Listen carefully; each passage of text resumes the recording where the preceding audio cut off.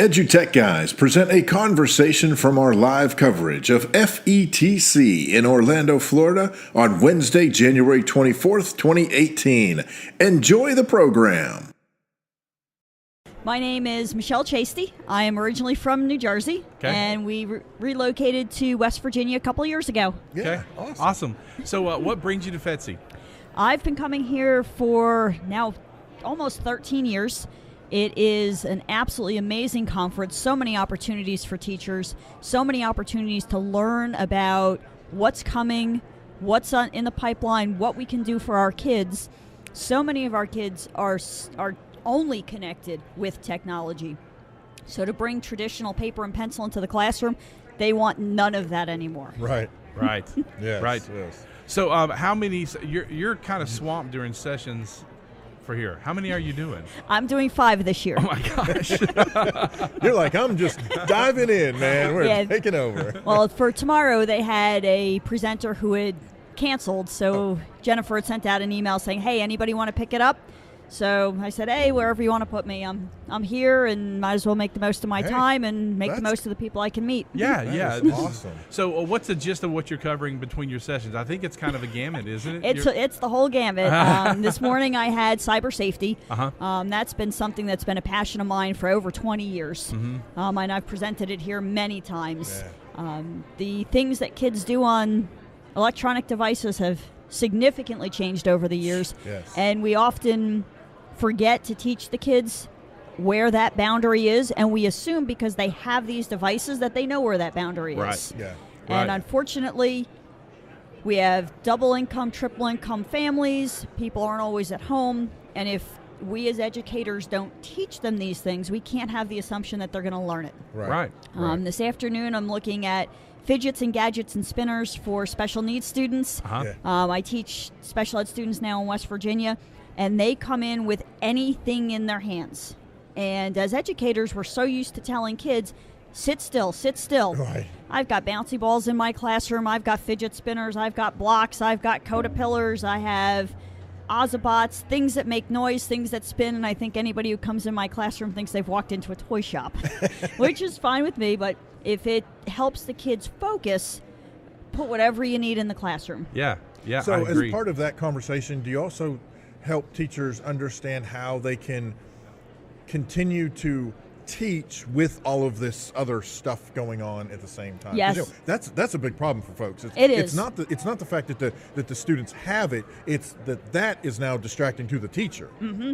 And I've learned to look past it, and the hardest thing as educators is to look past the stuff going on, because you want to make sure that the kids aren't pulling their phones out and texting and doing things they're not supposed to, although there are some fantastic spinner apps.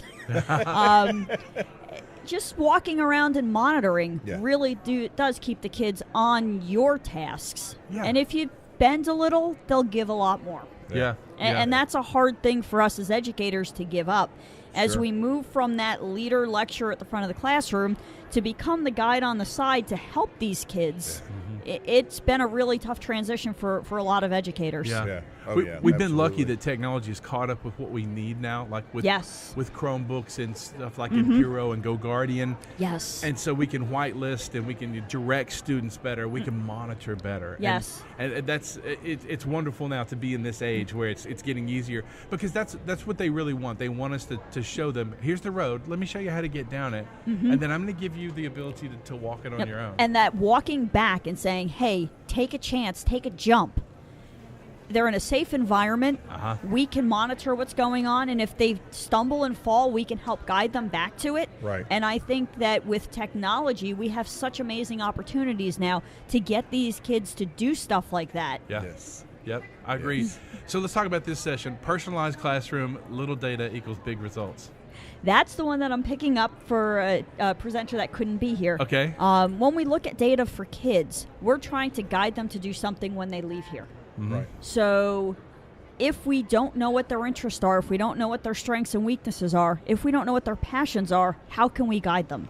And more we're looking at personalized learning and personalized education opportunities. So even within a history class or an English class or a math class, we can get data about their strengths and weaknesses and guide them and give them extra opportunities to succeed And even with some of the classes that I teach online for a different school, I've gone in and completely changed all of the assignments and said, okay, here's the data I've collected about you. Mm-hmm. Here's where I know your strengths are. Here's how I know I can get you to succeed and understand this material. Yeah. That's awesome. So well, and the key is helping other educators understand how to take the data that they're shown and apply it like in the ways that you have. Because I think, to me, I think one of the problems that we have with all this data is that's what we have. We have all this data. And we have data, we have graphs, we have charts. Yes, exactly. I may be an educator who says, look, I got into teaching to teach. I'm not a data interpreter. I don't know about the data. Frankly, I barely care about the data other than, okay, it relates to my students. So I have all this data. What exactly am I supposed to do with this? Or how can I use this to figure out my students' strengths, weaknesses, right? What works, what might not be working. And that's where that data-driven instruction is really starting to take a stronghold in classrooms. Yeah. Yes, we have certain content that we have to teach. Yes, we have benchmarks that we have to meet, but there's multiple ways to go about doing it, and the technology helps us bridge that gap. Yeah. That's really awesome. So what else you want to get out of this, FETC? What are you, because we come to do, but we also come to take.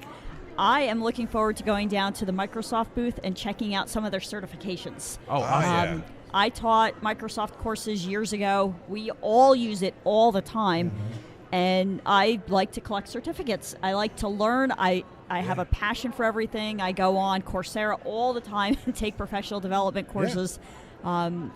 Adding that is one more tool to my basket. That's cool. That's awesome. That's really very cool. Yeah. So if folks want to reach out to you and get in touch with you, Twitter, I'm website. on Twitter. Yep. I'm at Dr. Cheasty, and then the @symbol DRCHEASTY. Okay. I am Michelle Cheasty-Christ on Facebook. And email is just my name, michellechasty@gmail.com. Awesome. That is no fantastic. creativity in any of my usernames. That's how mine is too. Keep it simple. That's Absolutely. Right. Get the word Straightforward out to the there. point. Get in touch with me. Would love to talk to you again sometime on the show. Absolutely. I would love to talk to you guys again. Reach out. You've been listening to a recorded conversation from EduTech Guys live coverage of FETC 2018. For more information about EduTech Guys, visit edutechguys.com. And thanks for listening.